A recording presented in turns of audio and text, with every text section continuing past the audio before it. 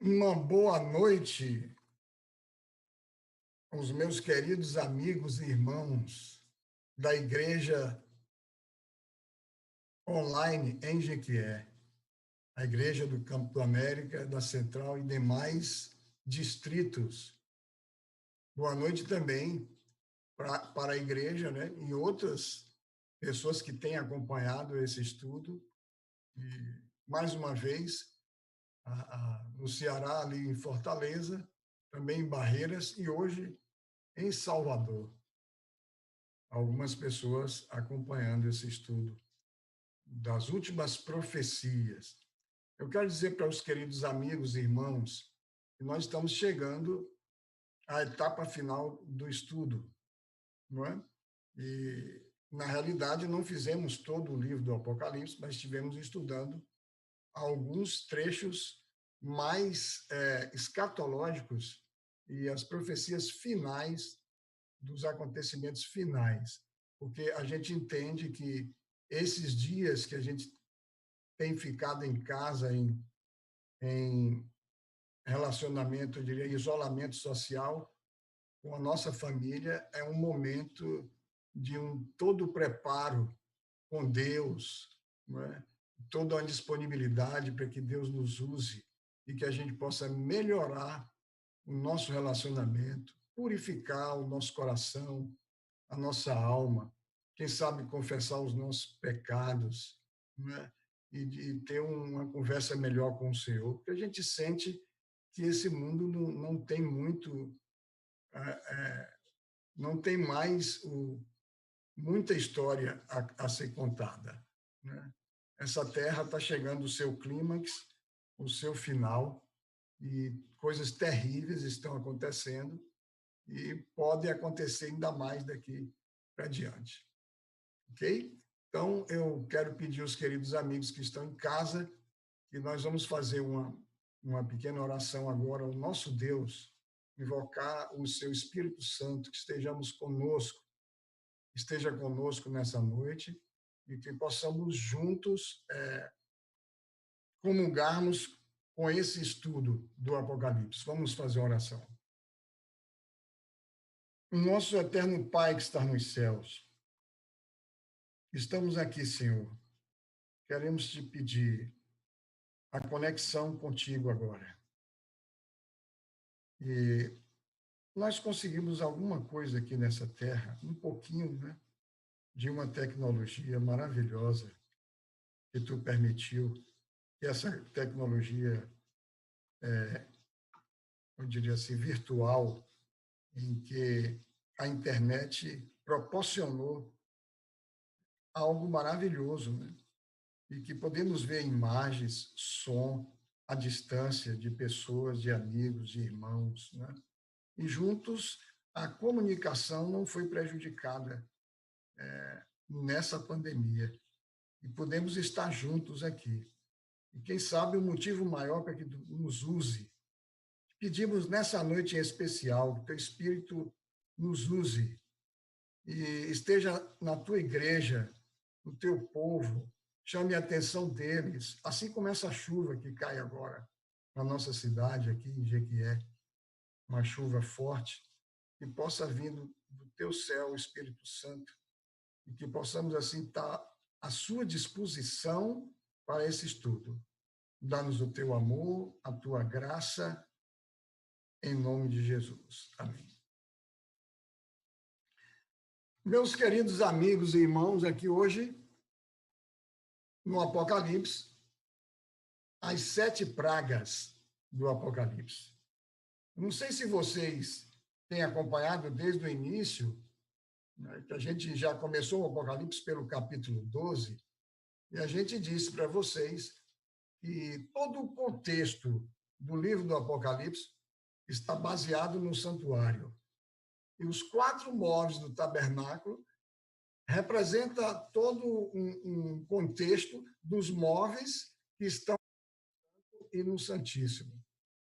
Então, se a gente vê, por exemplo, o primeiro móvel, os 7 candeeiros, representa as 7 igrejas. Lá em Apocalipse 1:20 tem esse significado. E as 7 igrejas vai do capítulo 2 ao 3. Depois a mesa com os pães sai, eu diria assim, desatados os 7 selos por Jesus. E os 7 selos ali, capítulo 4, 5, 6 e 7. Depois, no santo ainda, o último móvel, o altar de incenso, representa as 7 trombetas, que saem 7 anjos desse altar e vão tocar essas trombetas na terra. Todos as 7 igrejas, os 7 selos, as 7 trombetas, são ações ainda em misericórdia. No santo, todas as ações do sacerdote com misericórdia. Aí, em 1844, porque Jesus entrou no santo no ano 31 de nossa era, não é? E em 1844 ele passa para o Santíssimo, lá no céu, né? E vocês sabem do que eu estou falando. E ali resta um móvel apenas no Santíssimo, e equivale à outra metade do Apocalipse, a partir do capítulo 12. Né? Então, no Santíssimo, a gente encontra a arca, que a gente já vem estudando o juízo investigativo dos 3 réus, e hoje a gente vai ver o começo da execução, né, de todos que escolheram as mentiras e definiram como argumentos para as suas vidas essas mentiras que foram criadas ao longo da história por esses 3 réus que a gente tem estudado, ok? Então, no estudo passado, a gente viu o Apocalipse 14, e ali a gente viu que no Apocalipse 14 apresenta a igreja que sai vitoriosa das 3 mentiras de Babilônia. Né? Então, a igreja foi convidada a restaurar essas três verdades de Deus. Então, a igreja restaurou e restaura, então, na mensagem do primeiro anjo, do segundo e do terceiro, restaura o evangelho eterno, restaura a lei de Deus e restaura a verdadeira adoração ao Criador. A queda de Babilônia se concretiza na terceira mensagem angélica, quando é totalmente restaurada as 3 verdades de Deus. Então, lá em Apocalipse 14, verso 12, a gente finaliza, então, a mensagem do terceiro anjo. Ali a gente vê o acontecimento da chuva serôdia e do alto clamor neste verso que diz assim: aqui está a perseverança dos santos, os que guardam os mandamentos de Deus e a fé em Jesus. Esse verso é equivalente a São Mateus 24, que diz assim: será pregado esse evangelho do reino por todo o mundo, para testemunho a todas as nações, então virá o fim. Veja que esse evangelho seria o sinal, o último sinal, não é? Seria o sinal do fim, né? Na pregação do terceiro anjo, equivale a Apocalipse 14, verso 12. Será pregado o evangelho de todo o reino, em testemunha a todas as nações, então virá o fim. Mas esse fim ainda não seria a volta de Jesus. Quem sabe seria um outro fim. Vamos ver aqui agora.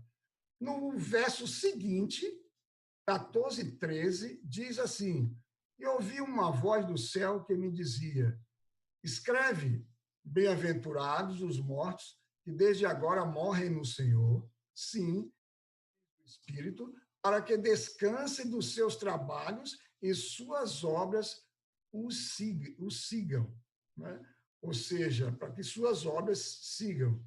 Então, esse verso mostra que a misericórdia de Deus, dada através dos seus santos na terra aqui, os remanescentes, aqueles que ele sente que não vai ter condições, quem sabe espiritual, principalmente, né, psicológicas e físicas, de prosseguir a batalha final que vem pela frente, porque agora em diante, depois do alto clamor, fecha-se a porta da graça. E antes que a porta da graça se feche, um grupo descansa no Senhor. Deus proporciona, assim, vamos dizer assim, ele, como fez com Moisés no monte, pediu a Moisés que subisse ao monte, e Moisés simplesmente dormiu, né, ali no Senhor, para acordar um pouquinho depois, né, na sua ressurreição. Assim também, alguns justos, Deus permite que descanse naquele momento crucial da história, para que possa acordar um pouco adiante da história, porque o tempo chega e se aproxima do final. E aí a porta da graça se fecha quando a mensagem é anunciada e a última advertência é feita ao mundo, né? Bom, aqui no Grande Conflito, página 613, a senhora Ellen G. White, uma escritora americana, ela diz o seguinte no livro O Grande Conflito, ela diz assim: cessa então Jesus de interceder no santuário celestial. Levanta as mãos e com grande voz diz: está feito. E toda a hoste angélica depôs suas coroas ao fazer ele o solene aviso que é injusto, faça injustiça ainda, e quem está sujo, suje-se ainda, e quem é justo, faça injustiça ainda, e quem é santo, seja santificado ainda. Esse verso, eu diria, essa passagem do Grande Conflito, ela é o Apocalipse 22, 11. E Jesus aí mostra que logo após a pregação do evangelho em todo mundo, com poder e grande glória, não é? Há uma divisão na terra. Essa divisão já vem sendo feita, não é? Desde a sacudidura, e agora se intensifica, e ao fechar a porta da graça, está feita uma divisória, né? Que é justo, justo mais ainda, e quem é ímpio, ímpio fique mais ainda. E a terra é dividida não somente, né, em termos de escolha, mas também em termos físicos. Claro, os justos vão estar correndo da perseguição que for imposta através da tríplice aliança sobre eles, e eles vão estar em locais, vamos dizer assim, confinados em montanhas, em lugarejos em que Deus proporcionou para eles, como fez Elias, né? E os ímpios estarão nas cidades. A essa altura, aqueles que estão do lado do Senhor, né, já estão em outro patamar. Bom, e o que acontece ainda agora no santuário? Fecha a porta da graça, acontece algo interessante. Lá em Levítico, quando o sumo sacerdote terminava os seus trabalhos ali no Santíssimo, abria as portas do santuário, todas elas, ou seja, não porta, mas os véus, né, que dividiam as divisórias do santuário, eram 3 véus, né, um no pátio, outro do pátio para o santo e outro do santo para o santíssimo. E abre essas portas e o sumo sacerdote saía passava por todos os compartimentos, chegava até o arraial de Israel e abençoava o povo. Isso era o que acontecia no antigo santuário ali, em Levítico, que Moisés construiu. Mas no santuário celestial, o que vai acontecer? Vocês vão entender agora. É mais ou menos o que acontecia, né, no passado. Ali era uma maquete, era um tipo do antítipo do verdadeiro santuário celestial. Entenda agora o que acontecerá no santuário celestial depois do fechamento da porta da graça. Veja Apocalipse 15, se você está com sua Bíblia aí, você pode abrir, né? Apocalipse 15, verso 3 e 5.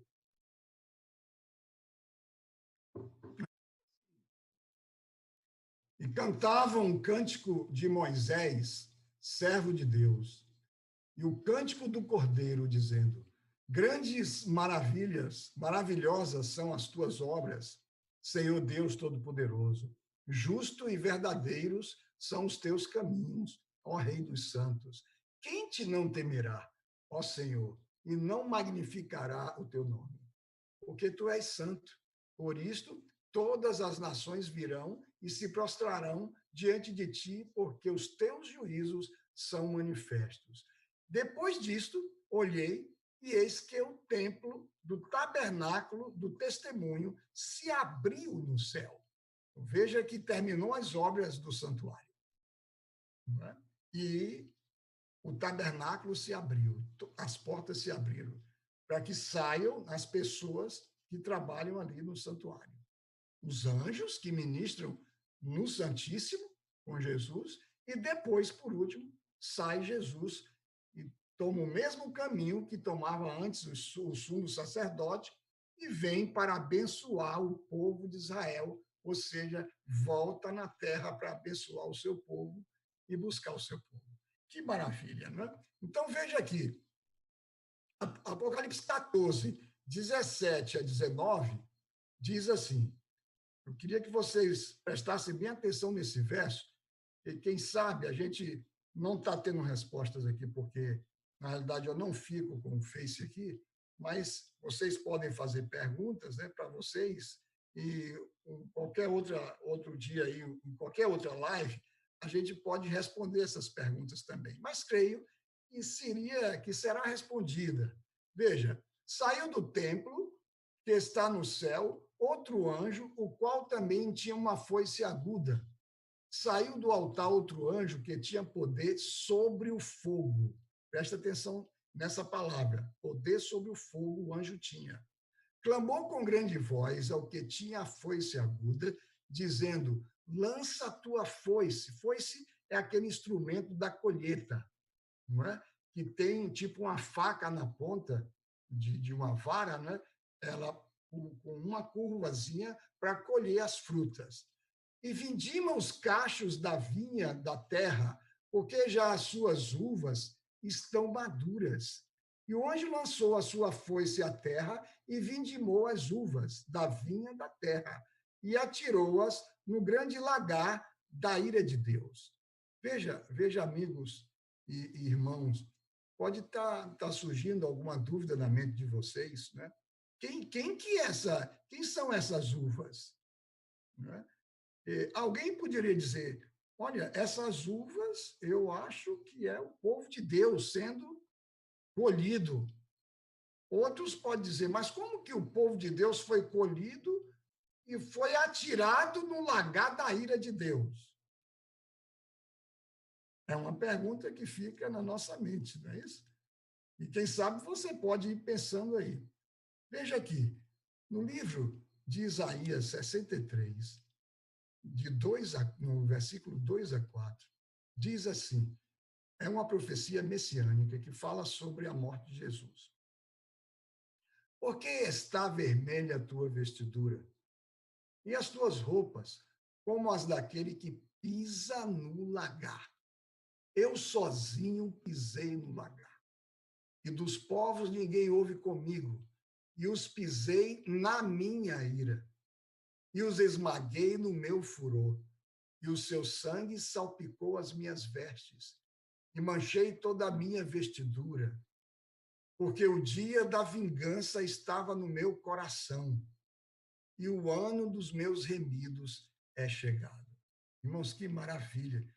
É de uma profundeza tão grande esse versículo, e é de uma aplicação tão grande para o remanescente, no versículo que a gente leu anteriormente, que vocês vão sentir.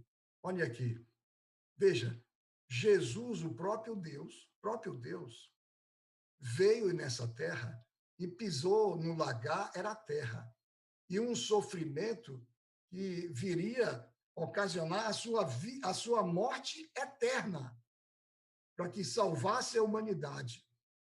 Só que ele pisou no lagar sozinho, e a uva era ele mesmo.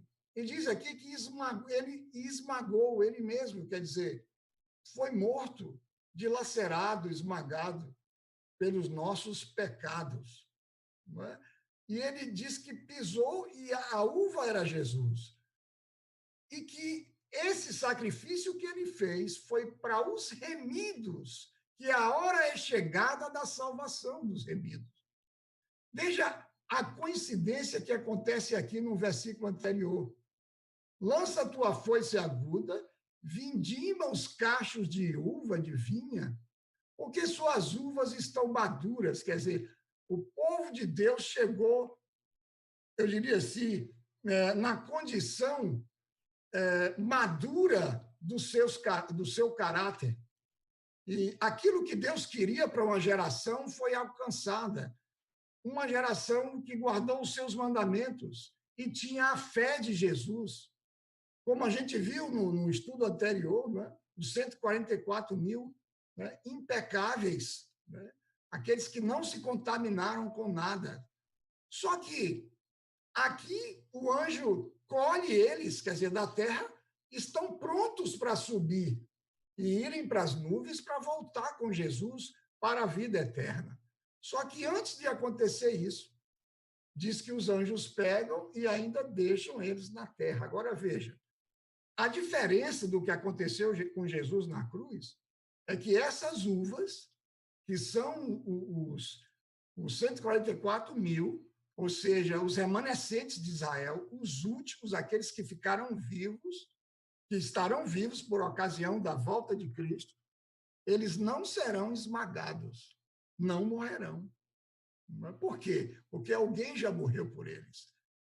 Eles vão experimentar um pouco da ira de Deus. Através de quê? Através de uma angústia. Lá em Daniel 12:1 diz assim: naquele tempo se levantará Miguel, que é Cristo. Miguel é Cristo, o arcanjo, e grande príncipe, que se levanta a favor dos filhos do teu povo.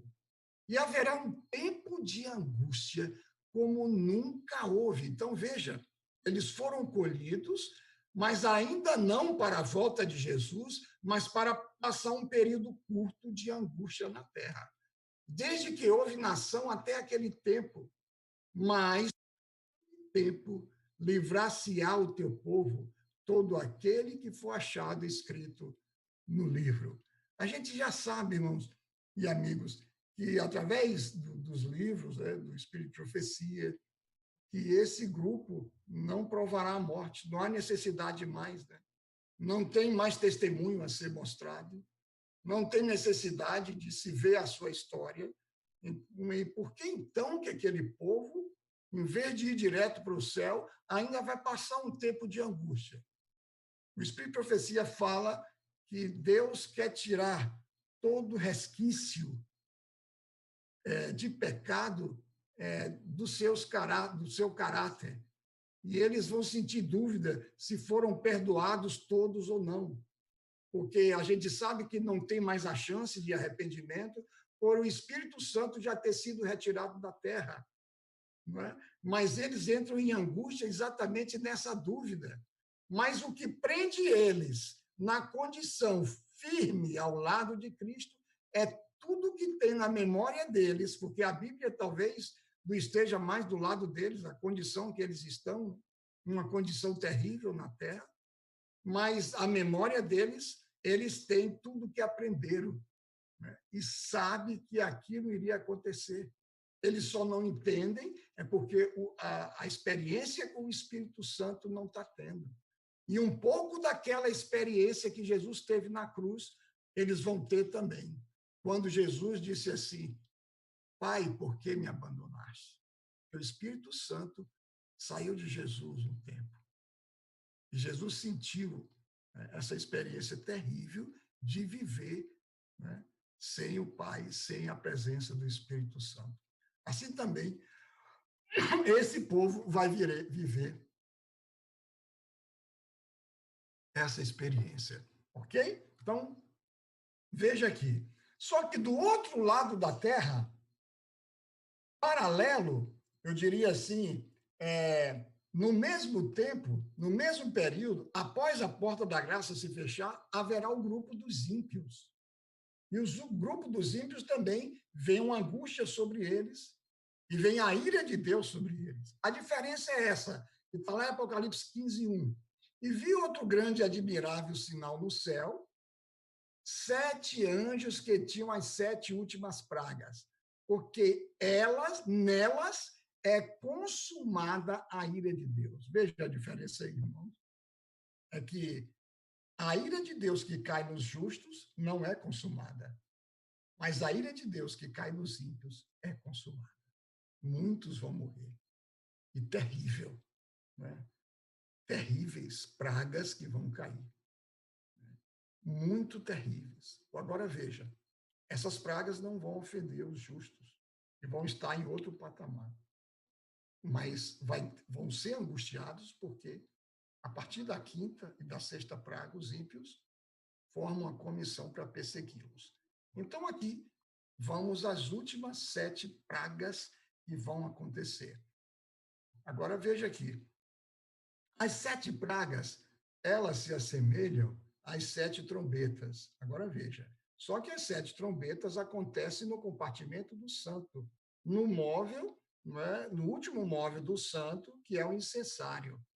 Né? A gente viu esse estudo. Neste instante, falei para vocês. E as 7 pragas acontecem no Santíssimo, né? No último móvel do Santíssimo, no único móvel, aliás, do Santíssimo, que é a arca. As 7 trombetas são simbólicas e as 7 pragas são literais. As trombetas acontecem ao longo da história, desde a morte de Jesus até os dias da volta de Jesus, da segunda vinda de Cristo à Terra. Ou seja, ao longo da história, acontecem as trombetas, que são juízos de Deus com misericórdia aquelas nações que perseguiram ao longo da história o povo de Deus e também a sua lei e a sua graça. Bom, e as 7 pragas? 7 pragas é um tempo pequeno que acontece logo após, né, o fechamento da porta da graça. Então, é um juízo definitivo, um juízo terrível e literal. Bom, a primeira, segunda, terceira, quarta, quinta praga são literais. A única que é simbólica é a sexta praga, né? Mas é sucessiva, porque ela acontece após a quinta. Mas a gente entende hoje que há simbologia na sexta praga. Nas demais não há simbologia, são diretas. Né? Tanto que a gente vai passar rápido todas, né? Porque o que não é simbólico, o que é literal, não tem o que decifrar. E a gente vai mostrar mais a sexta praga. Então, veja, e a sétima é também literal, ok? Então, a primeira praga saiu, pois, o primeiro anjo e derramou a sua taça pela terra. E aos homens portadores da marca da besta e adoradores da sua imagem sobrevieram úlceras malignas, perniciosas. Eu não vou comentar sobre essas pragas, porque isso é terrível, né? Já pensou vocês o que são úlceras externas malignas, né, no corpo deles?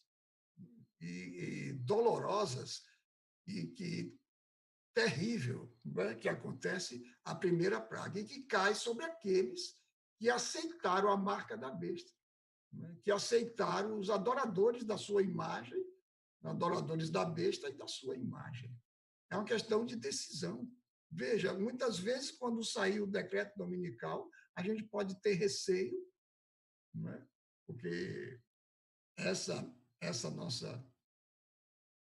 escritora dos Estados Unidos, Ellen White, ela disse que muitos que não se prepararam vão correr para uma solução mais fácil.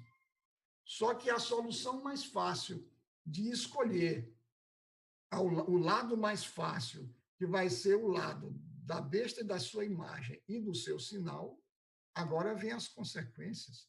Porque, infelizmente, eu prefiro, como diz o profeta, estar na mão de Deus do que, né, na mão dos homens, ok? Então, veja, a segunda praga, derramou o segundo anjo a sua taça no mar, e este se tornou em sangue, como de morto, e morreu todo ser vivente que havia no mar. Isso aqui não é simbólico, é real, é literal o mar se transforma em sangue. Veja, as pragas não são universais, um detalhe, não é? Não é no todo o mar que vai ficar em sangue, mas algumas partes da terra. Mas também não é partes pequenininhas, não. Não é um fenômeno que pode ser explicado, não é? Vamos dizer, pela química, não. Ou pela biologia, não. É algo que vai espantar o mundo. A terceira praga, derramou o terceiro anjo a sua taça nos rios. Agora os rios. Os rios é água doce, né? E que serve como fonte de vida. Nas suas fontes de água se tornaram em sangue. Então ouviu o anjo das águas dizendo: Tu és justo, tu és e que eras o santo, pois julgaste essas coisas, porquanto derramaram sangue de santos e de profetas, também sangue lhes tens dado a beber. São dignos disso. Ouvi do altar que dizia: Certamente, ó Senhor Deus, todo-poderoso, verdadeiro e justo são os teus caminhos. Aqui são os santos reclamando, né? O sangue deles que foi derramado. Isso aconteceu durante o quinto selo, né, do Apocalipse, quando os mártires reclamaram ali a Deus: até quando a gente vai ser derramado o sangue dos justos, e também os últimos que vão ser derramados por ocasião, né, da perseguição após o decreto dominical, né?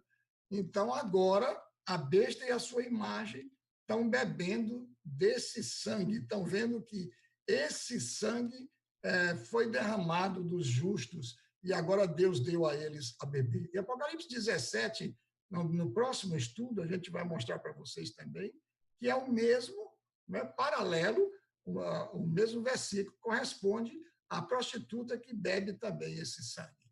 Ok? É dado a ela beber desse sangue. A quarta praga.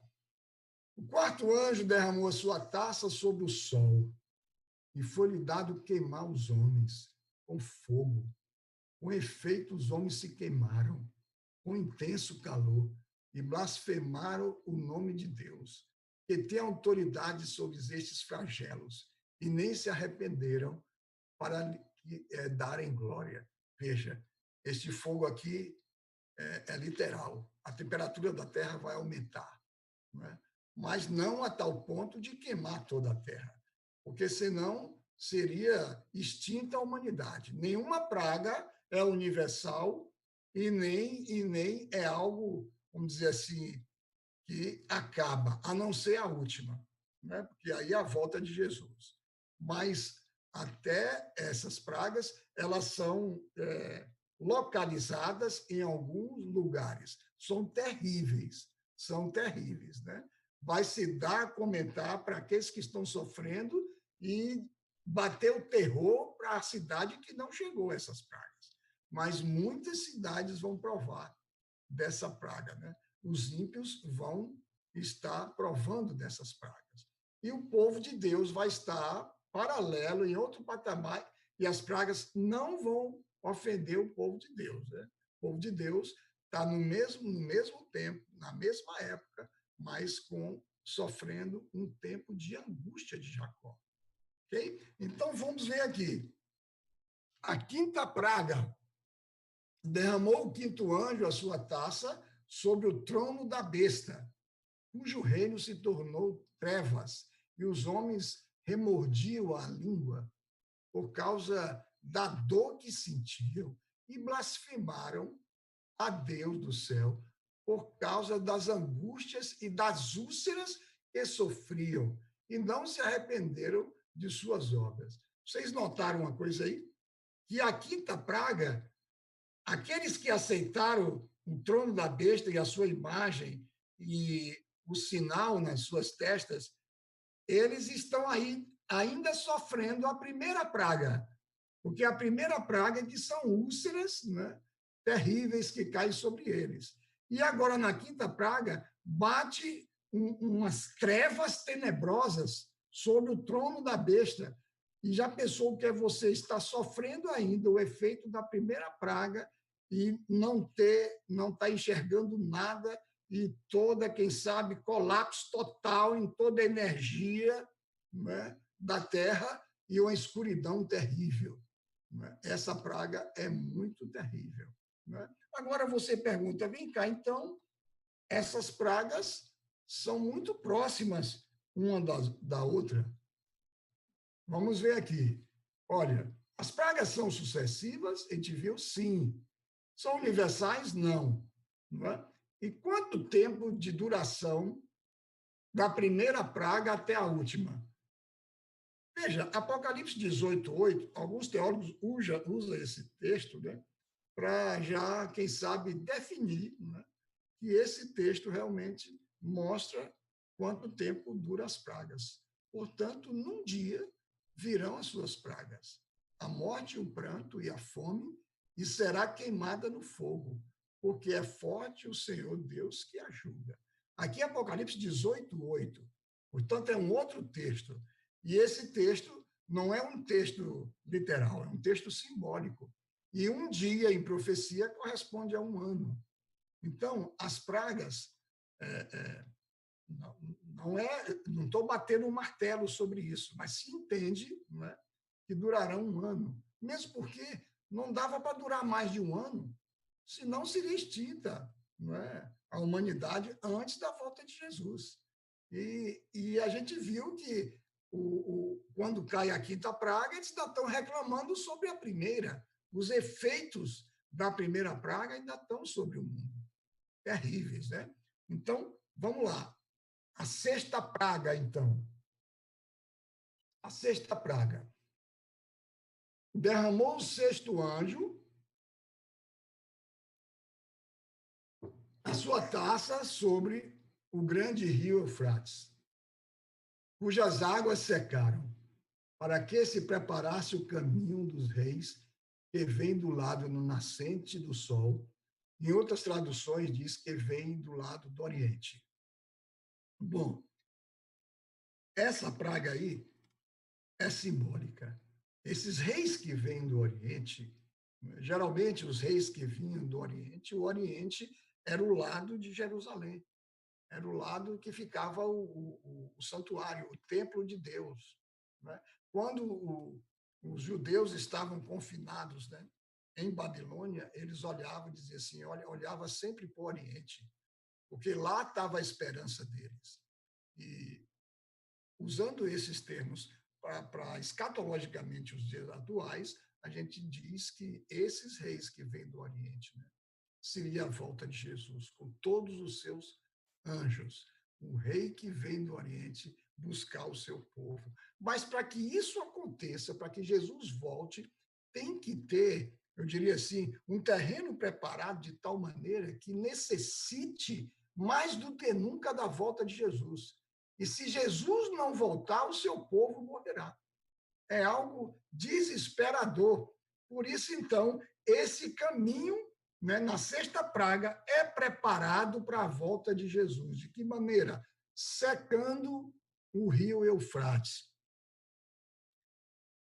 Na Babilônia original, dos tempos antigos, a Babilônia era cercada por rios, e o principal rio dela era o rio Eufrates.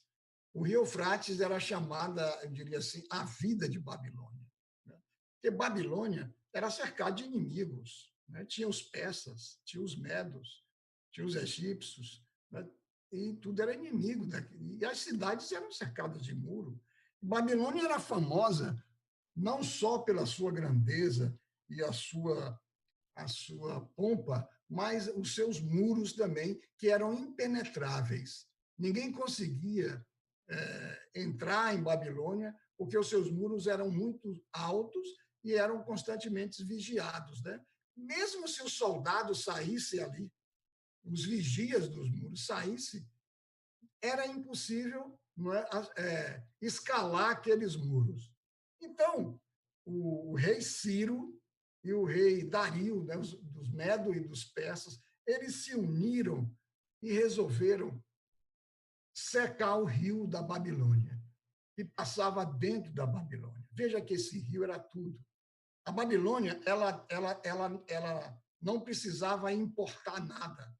ela tinha tudo necessário à vida e o conforto humano dentro da cidade. Porque tinha um rio, ela tinha plantações de tudo, né? Dos vegetais, dos cereais, e animais, eles passavam bem ali. Era um imenso lugar e que o rio era a vida daquela cidade. Né? Mas sem um rio, como que eles podiam cultivar o alimento? Eles iam ter que abrir as portas e sair. Mas não houve necessidade disso, né? O rei Ciro e Dario, então, desviou o curso do rio, o leito do rio ficou em seco e os seus exércitos, os povos, penetraram no leito do rio, passaram por baixo do muro, porque agora ficou mais fácil, né? Sem o rio, eles não iam se afogar e passaram tranquilamente, armados com suas armas, o que seria impossível com as águas do rio, mas sem as águas do rio foi muito possível. E naquela noite ele pegou os caldeus, o povo de Babilônia, os exércitos de Babilônia, estava em uma, eu diria assim, em uma festa grandiosa que o rei Belsazar tinha dado, e pegou os seus soldados e fez uma festa para 1.000 pessoas, né? Os seus súditos e os babilônicos. E os soldados estavam ali todos embriagados e não ofereceram, quem sabe, resistência nenhuma. E os médios persas invadiram e tomaram a Babilônia naquela mesma noite, e o seu rei Belsazar foi morto. A gente conhece essa história, eu não vou me alongar muito. E diz assim: nos dias de Ciro, a Babilônia era dividida ao meio pelo grande rio Eufrates. A cidade, literalmente, assentava-se sobre o grande rio. Toda a água necessária para o bom funcionamento da cidade provinha daquela fonte, que era essencial à vida em Babilônia. No dia em que o rio secou, a cidade foi conquistada. Então, veja aqui, amigos e irmãos, em Apocalipse 17, 1 e 5, tem um trecho que é paralelo ao secamento do rio Eufrates de Apocalipse 16. Diz assim: no Apocalipse, diz assim: a grande Babilônia se acha assentada sobre muitas águas. Né? As águas que vistes, onde a meretriz está assentada, são povos, multidões, nações e línguas. Então, veja agora aqui o rio, escatologicamente, né? Já nas profecias do tempo do fim, tem uma aplicação simbólica espiritual. Águas não são mais literais, mas são povos, nações e línguas. E o que secou dessas águas? Veja aqui, o sacramento das águas do Eufrates será, então, a retirada do povo ou da humanidade do apoio à Babilônia. Porque nos últimos dias, a gente vai ver na estante um pouquinho, a gente já falou, a gente vai relembrar o que é Babilônia, né? Que essas águas são símbolos dos poderes religiosos que antes estavam coligadas, unidos contra a verdade e o povo de Deus. Essa ideia tem apoio em Apocalipse 17, 15 a 18, onde as águas representam os povos e as nações. A Babilônia moderna confia tanto em seu Eufrates que o apoio da população, quer dizer, o apoio da população mundial que é a Babilônia moderna, porque se águas são povos, né? Então a população mundial apoia a igreja, vamos dizer, a besta e a sua imagem, toda a igreja, vamos dizer assim, a igreja grande, né? Que seria nos últimos dias. Apocalipse 17, 16 diz que os chifres são as nações do mundo inteiro se voltarão contra a meretriz. Os chifres que estão na cabeça da besta representam também esses povos, porque os 10 chifres, são aquelas nações que formaram as nações da Europa e que no mundo atual seria a globalização dos povos. Então, o que significa a mulher estar sentada nos chifres, ou estar sentada, eu diria assim, naquelas nações?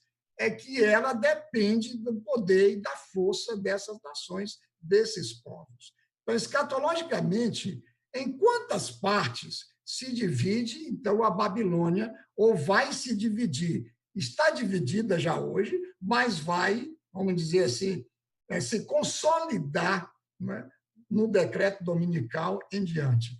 Então, veja, aqui só o trecho de Apocalipse 16, 19, botei até 21, mas a gente só vai ler essa parte grifada aí, a primeira linha, não é? E a grande cidade se dividiu em 3 partes. Então, a Babilônia é dividida em 3 partes. Apocalipse 17, 18 diz assim: a mulher que vistes é a grande cidade que reina sobre os reis da terra. Eu tento mostrar o mais claro possível para vocês entenderem. Então, veja, que cidade, a gente já falou em alguns outros estudos, cidade simboliza também igreja. Porque a gente sabe que mulher simboliza a igreja. Mas lá em Apocalipse 17, 18, diz que a grande mulher, né, é a grande cidade. Já que a mulher também é cidade, e a mulher é igreja, logo a igreja é a grande Babilônia. Né? E que essa Babilônia se divide em 3, vamos dizer assim, em 3 credos, né, do mundo atual.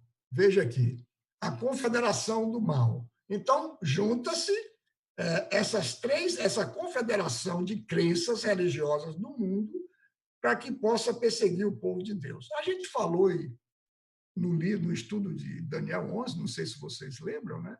E, embora tenha hoje rei do sul e rei do norte, divergência, né, entre, vamos dizer assim, ateísmo e cristianismo apóstata, mais breve eles vão se unir. E vão se unir as forças para perseguir um único povo, né, que é a terra gloriosa. A gente falou em Daniel 11, e que é o povo de Deus. É a mesma coisa do que acontece na sexta praga, Apocalipse 13, 16, 13 a 14. Então, vi sair da boca do dragão, primeiro, da boca da besta, segundo, e da boca do falso profeta, 3 espíritos imundos, semelhantes a rãs. Veja que agora espíritos imundos tomou conta dessas 3 crenças, né? Porque eles são espíritos de demônios, tá vendo? Operadores de sinais, e se dirige aos reis do mundo inteiro com o fim de ajuntá-los para a peleja do grande dia do Deus poderoso. Vamos ver se a gente consegue entender aqui agora. Então, o primeiro é o dragão. O dragão simboliza, lá no próprio capítulo 12 de Apocalipse, verso 9, que o dragão é o próprio Satanás. Então, simboliza Satanás, hoje, o ateísmo, o paganismo e o espiritismo. Sem, eu diria assim, sem nenhum disfarce, é o espiritismo, não é? Dizendo que é pessoas desencarnadas, aquela coisa toda, e o espiritismo em demais outras crenças que não são cristãs, né? Então, ateísmo, paganismo e espiritismo. O dragão. E a besta? A besta de Apocalipse 13, de 1 a 10, simboliza esse espiritualismo, que é espírito de rã, infelizmente aqui, o catolicismo, a imortalidade da alma, que prega o espiritismo, a imortalidade da alma, e o movimento carismático que eles recebem achando que é o Espírito Santo. Mas a gente viu, Apocalipse 13, que é obra de outro espírito. Ok? E o falso profeta, Apocalipse 13, né, de 11 a 18, e o falso profeta é exatamente o protestantismo apostatado, e quando se unir com o Estado americano, né, vai, então, formar aquele poder religioso, né, que crê na imortalidade da alma também, e o movimento pentecostal americano. Então, veja, todo esse movimento, então, todo o espiritismo mundial, né, todo o ateísmo, eu poderia dar exemplo para você, assim, todo o confucionismo, né, os seguidores de Buda, todos do mundo todo, vamos dizer assim, né? O espiritismo kardecista também unido, isso tudo é o dragão. Depois vem a besta, com o movimento carismático também, que o espiritismo já entrou, a imortalidade da alma, e agora o movimento pentecostal, né? Formando, então, junto com o protestantismo apostatado. Todos juntos agora. Então, essa batalha chama-se Tríplice Aliança, e ela se forma unicamente para perseguir um povo desarmado, um povo, eu diria assim, desprotegido, aparentemente, né? No deserto. Né? E eles, claro, eles vão com todas as armas do mundo e eles vão perseguir o povo de Deus. Né? Por que eles vão perseguir o povo de Deus? Uma coisa eu esqueci de mostrar para vocês aqui. Veja, eu esqueci de dizer que o secamento, então, do Rio Frates é esse apoio que era dado para a Babilônia pelos povos. Em um primeiro momento, na quinta praga, que foi terrível em todas as pragas, eles botam a culpa, eles põem a culpa em Babilônia. E diz que foi ela que enganou eles. Ele diz, você que enganou a gente, e a gente aceitou esse sinal da besta. Mas agora não tem mais jeito, porque não há mais arrependimento, e já fechou a porta da graça. Mas, em um momento, o rio de Babilônia se seca e os povos marcham para perseguir Babilônia. Chega a acontecer muitos conflitos, quem sabe vai ser terrível, e muitos sacerdotes e outros podem ser mortos pelo povo revoltado. Você vê aí agora o que é a revolta, né? A gente está vendo hoje no mundo a revolta dos jovens por causa de um assassinato de uma pessoa, de um negro. Imaginem vocês quando estiver acirrado os ânimos na população mundial diante de dores terríveis que eles estão sentindo, e eles veem que aquelas dores é por causa, não é, do engano que eles escolheram através de Babilônia, da besta e da sua imagem. Quer dizer, o dragão, da besta e do falso profeta, que é a mesma coisa. O falso profeta é a mesma coisa da imagem da besta e do protestantismo apostatado. Mas agora, veja, eles dizem o seguinte, a gente está do mesmo lado e não tem mais arrependimento. Então, eles voltam a apoiar a Babilônia e eles se unem novamente. E lá em Apocalipse 17 diz que os 10 reinos se unem e dão apoio total, novamente, à mulher, né, a besta, para perseguir o povo de Deus. E agora eles marcam até data para a morte daquele povo, dizendo o seguinte, não é por causa de Babilônia que nós estamos sofrendo. Veja, irmãos, mudou já de opinião. Né? É por causa daquele povinho.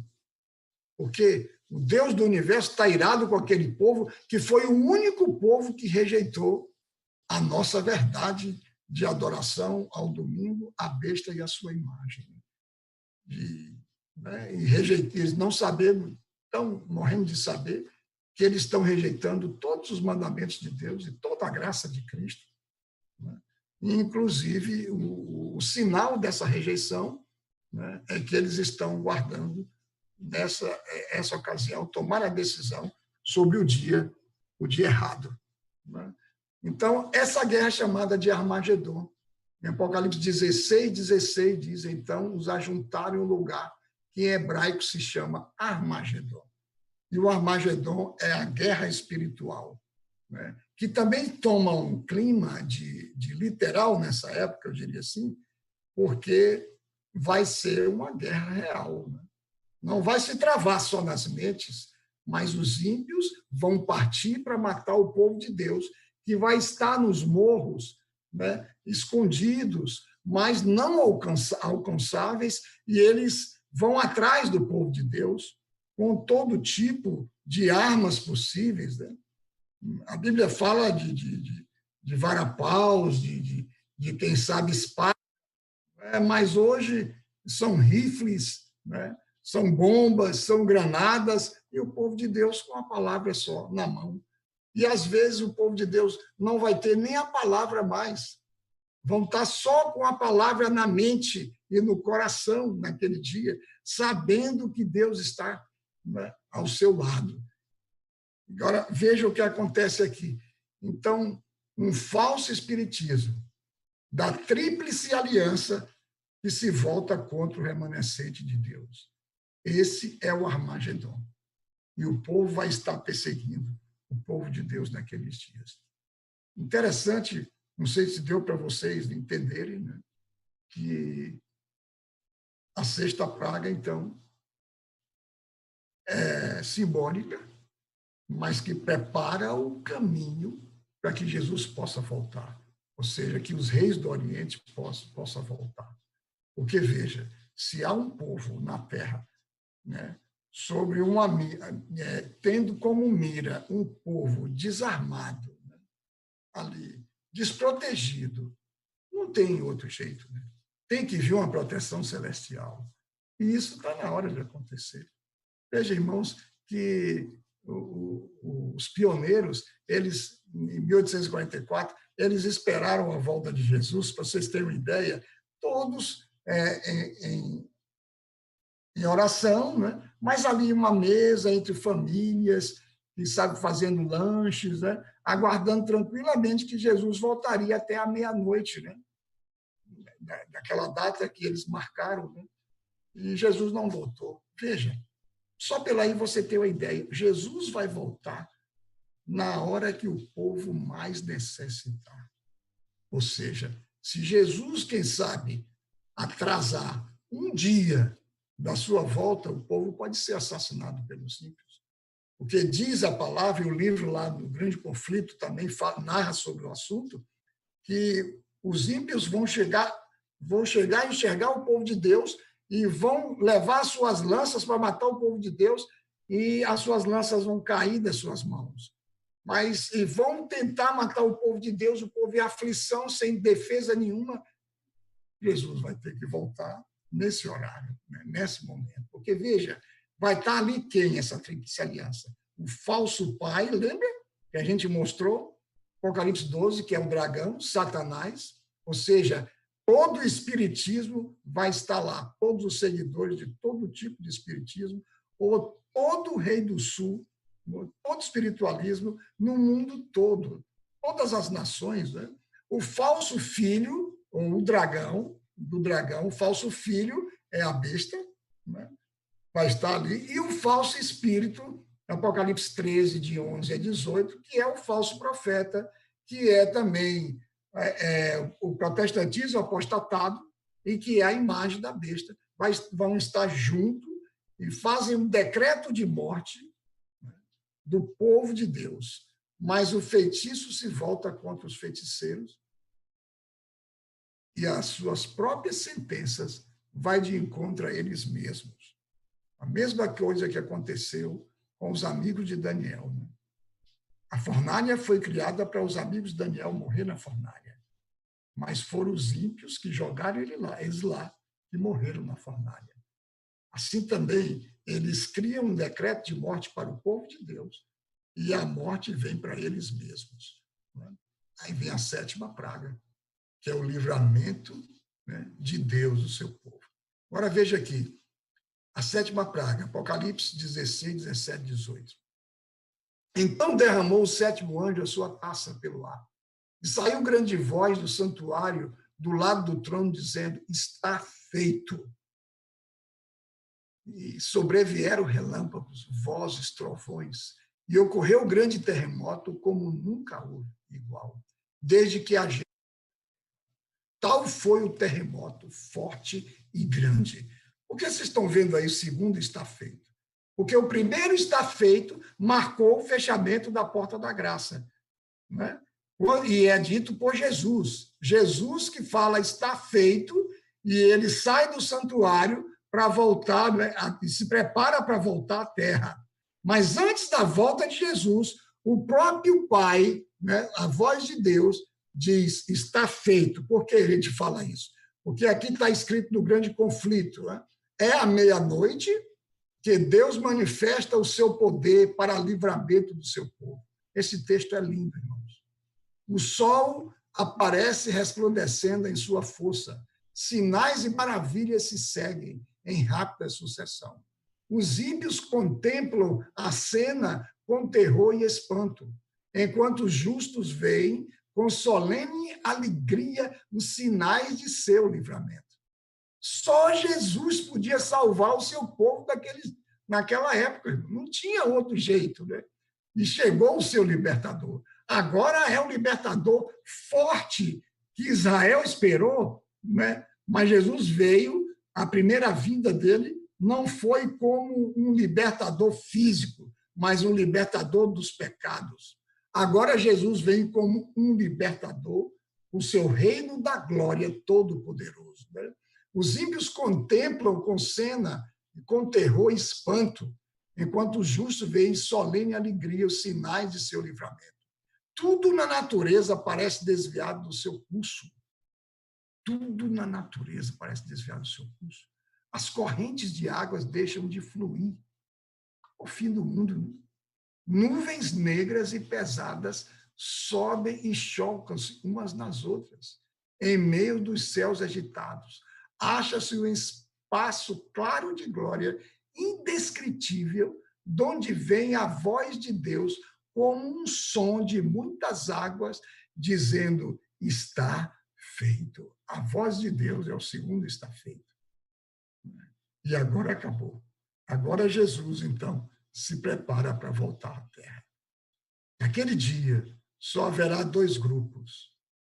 Naquele dia, o grupo da confederação do mal, de um lado, e o grupo do remanescente de Deus, de outro. Veja, irmãos, que naqueles dias não vai ter um livramento sem sofrimento. O povo de Deus vai estar num tempo de angústia terrível. A Bíblia diz que como nunca houve, né? Mas a ira de Deus não vai ser consumada sobre o povo de Deus. A ira de Deus vai se consumar contra aqueles que escolheram a tríplice aliança. Veja, às vezes você está falando, não, eu estou do lado de Deus, mas no dia que sair o decreto dominical, você precisa estar preparado, porque a decisão vai ser tomada. E no dia que vier, daí em diante, começa o selamento. E a sua decisão em sua mente é o selamento. Quando alguém vier atrás de você para lhe perseguir, você tem que estar pronto, porque muita gente, segundo o Espírito de profecia, pode escolher o lado fácil, ou seja, o lado da conveniência. Não é? Mas você precisa estar do lado de Deus, porque você sabe que mais adiante, bote isso na sua mente, gente, vamos esperar em Deus, porque o nosso livramento vem logo. Amém, irmãos? Deus abençoe você no seu lar. De que lado você vai estar? Que você e sua família esteja, se for cristão, estejam tomando mais decisões sábias ao lado de Cristo. Nesses dias finais, a gente está vendo o mundo, a terra dividida. Há opiniões dividindo a terra. Mas se você botar na balança, você vê que é duas opiniões. Duas opiniões que a gente está vendo aí. Reino do Sul, Reino do Norte. Uma opinião de um cristianismo um pouco diferente, né?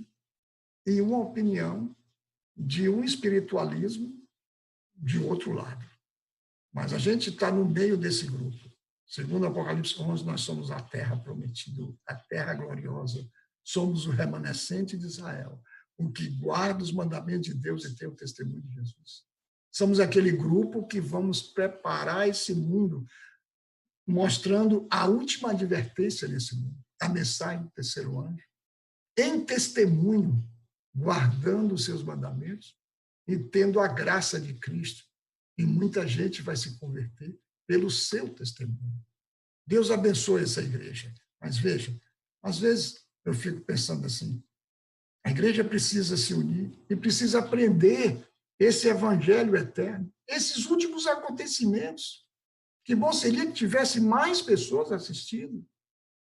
Se você teve que perder algum dia desses estudos da quarta-feira, quem sabe o dia seria até agora. Mas na próxima semana, eu gostaria que você, né, estivesse aqui assistindo conosco. Então, veja, o rei virá para quem vencer a batalha do Armagedon. Você vai estar ao lado, essa batalha do Armagedon você vence com Deus. Você não vence com as suas forças, você vence com as forças de Deus. Você não vence com a resistência sua física, mas a confiança unicamente com Deus. Veja que Jacó, ele não lutou contra os homens. O inimigo estava esperando para acabar com Jacó, mas ele lutou com Deus. A luta com Deus é uma luta saudável. É uma luta de perseverança, de Senhor, eu quero, salva-me, me proteja, essa luta com Deus. E qual foi o final da luta com Jacó? Jacó lutou com Deus e saiu vencedor. Saiu vencedor. Essa experiência vai ser do remanescente dos últimos dias. Mas a gente está sentindo que essa geração é esse remanescente. Não perca. Avise a todos os seus amigos, ok? Nós vamos fazer uma oração aqui. Mas na próxima semana, você vai estar de volta.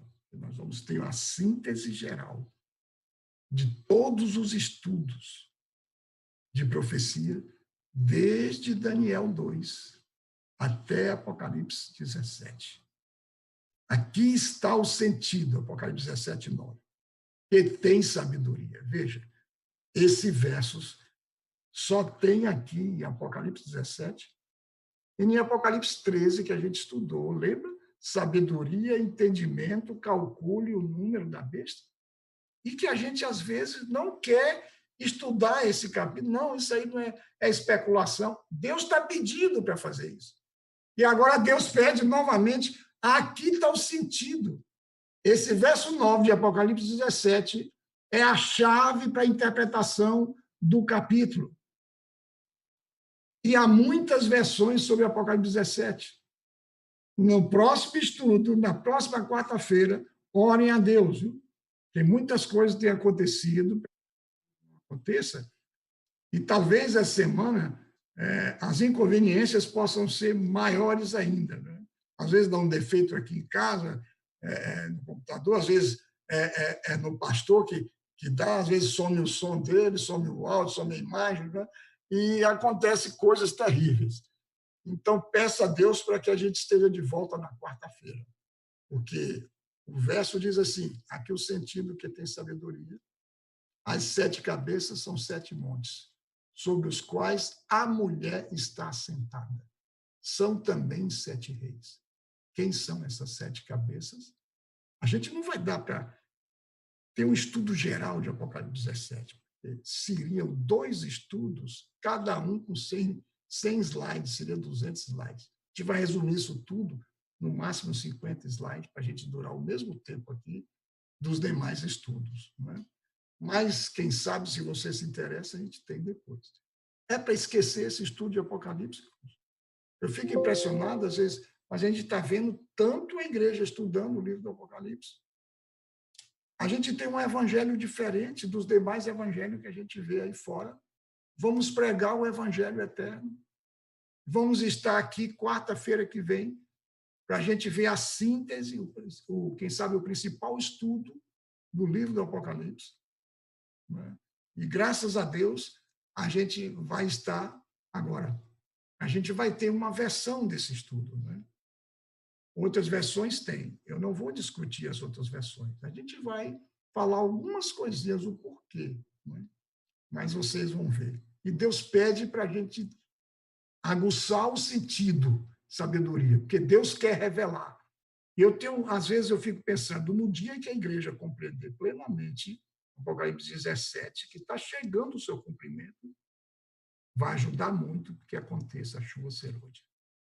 Ok? Assim como também a compreensão de Apocalipse 3, 18. Vocês viram lá. aquele estudo que a gente viu, que claramente, né, a gente entendeu, né, Apocalipse 13, 18, o número da besta. Deus abençoe vocês. E vamos fazer oração, e com a oração a gente se despede até a próxima quarta-feira. Nosso eterno Pai que está nos céus, conceda a tua graça, o teu Espírito, Senhor, ao teu povo que esteve aqui conosco. Estivemos aqui estudando sobre esses juízos terríveis.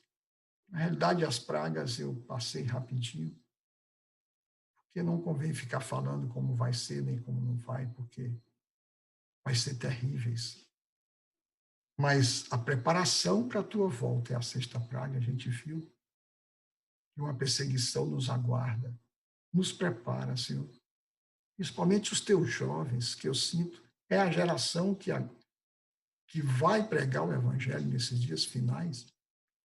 E pode estar um pouquinho dispersa, mas traga os teus jovens para o entendimento do livro do Apocalipse, Daniel, que eles possam estudar profundamente esses livros e possam, assim, ter uma companhia maior do Espírito Santo, possam ter também um culto mais íntimo com o nosso Pai Celeste, um relacionamento melhor com Jesus em nossas vidas.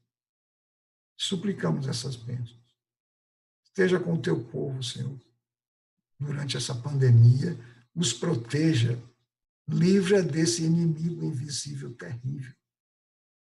Como se não bastasse um, agora nós temos dois. Mas Deus é poderoso, nos livra de todos. Dá-nos o teu amor, a tua graça, em nome de Jesus. Amém.